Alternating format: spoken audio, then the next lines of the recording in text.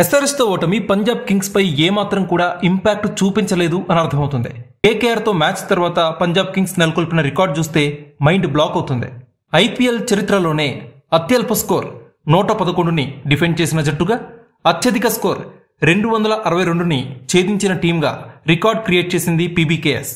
ఈ రెండు రికార్డ్స్ ని కూడా కోల్కతా నైట్ రైడర్స్ పైనే పంజాబ్ కింగ్స్ నెలకొల్పడం విశేషం.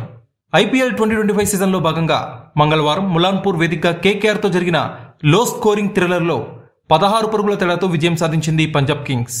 దాంతో ఈ రేర్ ఫీట్ సాధించింది. తాజా విజయంతో పంజాబ్ కింగ్స్ 16 ఏళ్ల ఐపీఎల్ రికార్డుని బద్దలు కొట్టింది.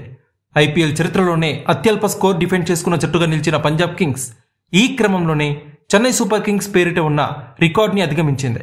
2009లో పంజాబ్ కింగ్స్ తో జరిగిన మ్యాచ్లో చెన్నై సూపర్ కింగ్స్ 116 స్కోర్ని డిఫెండ్ చేసుకుంది.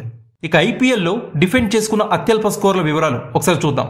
ఫస్ట్ ప్లేస్ లో పీబీకేఎస్ ఉంది. 2025లో ఇవాల్టి మ్యాచ్ ములాన్పూర్లో జరిగిన పీబీకేఎస్ వర్సెస్ కేకేఆర్ మ్యాచ్లో 111 స్కోర్ని పీబీకేఎస్ డిఫెండ్ చేసుకుంది. ఇక 2009లో సిఎస్కే వర్సెస్ పీబీకేఎస్ మ్యాచ్లో సిఎస్కే 116 స్కోర్ని డిఫెండ్ చేసుకుంది.